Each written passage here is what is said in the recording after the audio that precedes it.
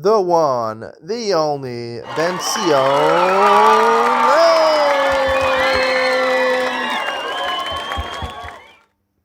Good morning, welcome to Yeshiva YouTube Table Enabled. Today we're doing Simon Reish Vav 246, starting a new week. Dine Hashala Vaskara Le'Nehudi B'Shabbos. If you want to let a non-Jew borrow from you or rent for you on Shabbos, are you allowed to do it or not? Aleph Mutar Lahashel Hasker Keil Le'Nehudi. If you have utensils like pots and pans or a broom or something like that, you can rent it to him. You can let him borrow it. We pass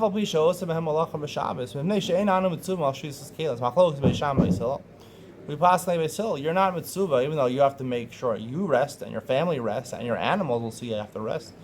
But your kalim, you're not responsible for them. Therefore, you can give it to a non-Jew and he'll work with them. The kalim can go macharesha. Let's say you have kalim like a plow. That you can't rent him on Erev Shabbos. But on Thursday you could. Now again, it's a kli. You're not mitzvah on Shvisas kalim. The question is, does it look to outsiders like you're sending him as a shliach to work for you? Right? You can't look marasayin we talked about in the last week. You can't have marasayin that you're making a non-Jew work for you on Shabbos. So if you give it to him on Thursday, people will realize, okay, you're renting it to him. He's borrowing it. You're not mitzvah him to do malach on Shabbos. But on Friday, it doesn't look good. However, even if you give it to him on Thursday, you can only take payment, right? It doesn't you rent it to him. It has to be something that havla, meaning you take it for renting it for a month or something like that, or a week, or a year, or a 7-year period. It can't be that you just took money from one Shabbos. Either for a week or a month. To let him borrow something, right, where he's not paying you for it.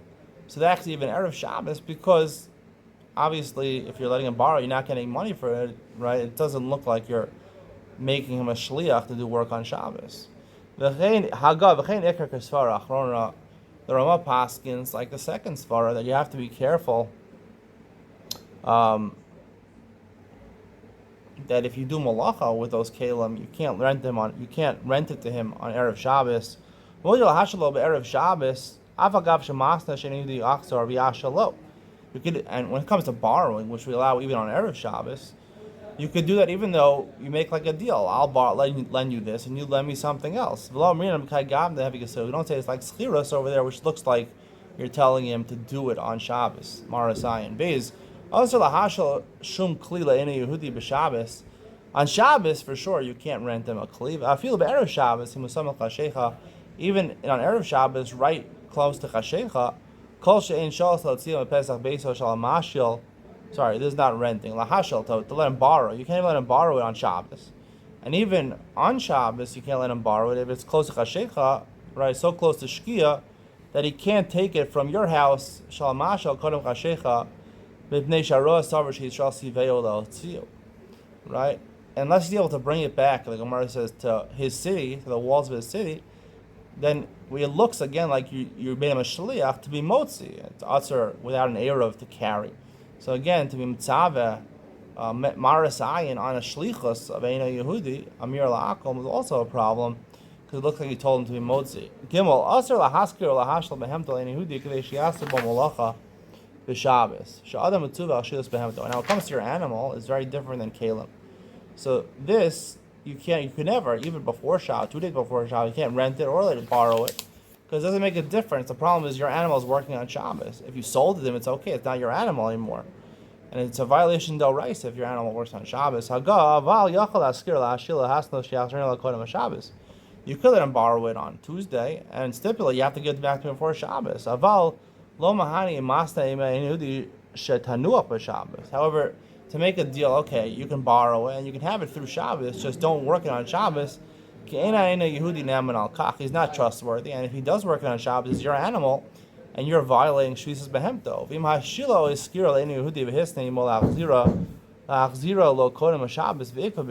If he actually made a stipulation, give it back before Shabbos, and he didn't give it back, you have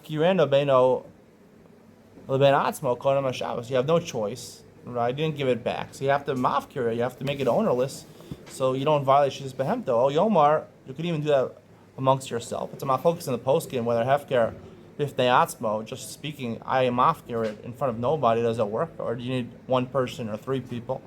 It's machlokas Rishonim. Shulchan Aruch passing this here. You could even do it by yourself. Oh, Yomar behemto knuya la'yin Yehudi. Or he could say, I'm relinquishing my ownership. It belongs to the non-Jew. So you shouldn't violate the Raisa of Shishis Behemto. Hagav Imrota Yachal Afkir Lefnei Shlosha Bnei Adam Gedin Shah Hefker. Ve'afil Hachi Ein Shum Adam Yachal Ezachas. But the Rama adds there are some poskim that say you need to be mafkir in front of three people. But he says even if you do it in front of three people, it's not a real hefker that anyone could just take it. The Vada in Kamanaso Rakadei Lafkia Melav Isra Shabbos. I don't understand exactly how this works. You're mafkir it, but you're not really mafkir it. If you're not mafkir it, then it belongs to you. He says it's sort of like a harama over here. No one else could take it. Dafka b'Shabbos. It's only on Shabbos. So Yom Tov ain't adam mitzuva al shis behemtov b'Yom Tov. It's actually machlokas among the poskim. Whether on Yom Tov you're also mitzuva al shis behemtov. The Rama paskins on Yom Tov you're not mitzuva al shis behemtov. So it's okay for him, non-Jew, to work your animal on Shabbos if you let him borrow it. Daled. Yisrael shehiskir shvorim le'enu Yehudi lachrosh behem b'choresh behem. He rented his cows to plow with them.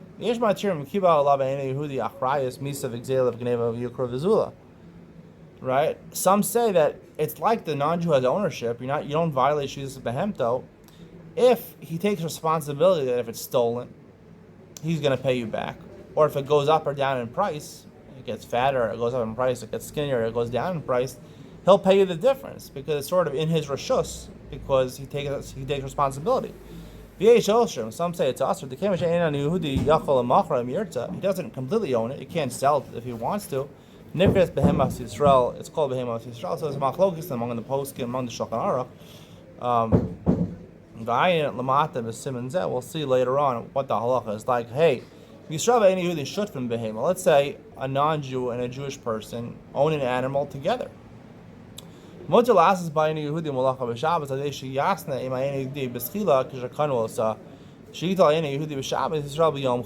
we said, we talked about a store in Reish Mem Hey. If you own a store with a non-Jew, when you first buy the store, when you first come into the partnership, make a stipulation that all the profits on Shabbos go to the non-Jew. Here also, all the work that's done should be done by the non-Jew on Shabbos, and you'll take the work from the weekday. If they didn't make this tonight, the stipulation, Asr. It's Avabisha Hisno Akrakaf. We said if you can only make the stipulation when you buy it, because after you already bought it, you can't divide it anymore. What Shulchan Aruch and Reish Ben Hey recommends is to sell it back to the person who sold it to you, and then buy it again and make the Tanai. Let's say you both owned it, but you make a halva. You say you have the entire animal on Shabbos, and you owe me half the money for it. Now it completely belongs to the non-Jew, right? He owes him half the money for it, so it completely belongs to the non-Jew.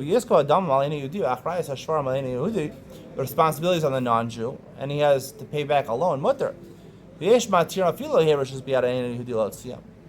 say even the non-Jew doesn't have the ability to sell it. The Yisrael, what you can do is you can make it into a loan, the half of the worth of the animal, and even though the non-Jew doesn't have the rights to sell it, but he can set aside the animal. If he's not able to pay back the loan, the animal would go back to him. You designate this animal as for collection, or you put it by the Jewish person to collect it if he wants to, if he can't pay back the loan.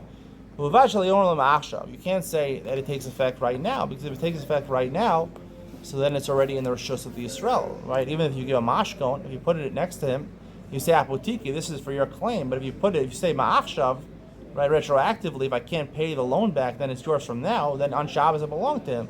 So it's a problem with shis b'emdo.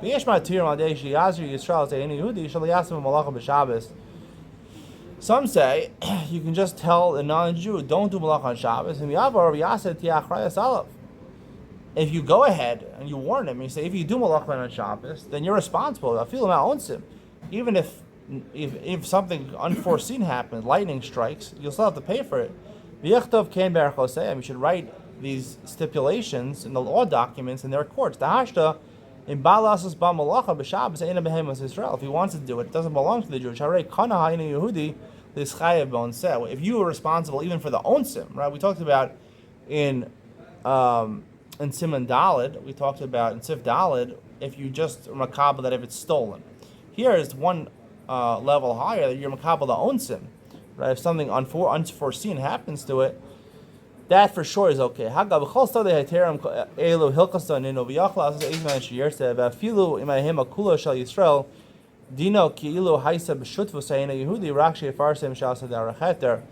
one of these ways mentioned in Sif Hay over here to sort of do a trick that doesn't belong to you, right? You give it to him, your portion you give to him as a loan, he owes it back to you, or something like that. And even if you own the entire animal, the Ramaya, then again, you could basically give it to him for Shabbos and say, you owe me money. And if you don't owe me money, you have to pay back the animal. But you have to make it public that this is the way you're doing it, so people shouldn't have Marasayan and think that you're doing it. In terms of Sif Dalit, it's Machlokas, I would say that it's a subject of Raisa L'chumra, because, again, she's Bemtos Raisa, so if he's Makabel only to pay back if it goes up and down in price or if it gets stolen, you would not be allowed to do that on Shabbos. It would be a problem. She's Behemto. Stay tuned for Ian to lean on, where I talk about this concept of schar Shabbos, earning money for Shabbos. The Gemara says it's only mutter if it's done by havlah, right? Even if you rent it out in the permissible fashion, rent something out, your kalim, you're not meant to shilas kalim. You have to rent it out on Thursday, otherwise it looks marasayan. The money you have to take b'havla. It has to be you take money for a month or money for a week. You can't take money just for that Shabbos. That's schar Shabbos. We'll talk about Ian Talina, whether schar Shabbos is doraisa, the Rabbanan. I have a unique chiddush to tell you and a chumrah to tell you. I usually come with chumras, but I believe this is the right interpretation of the Gemara. Ian Talina coming up next.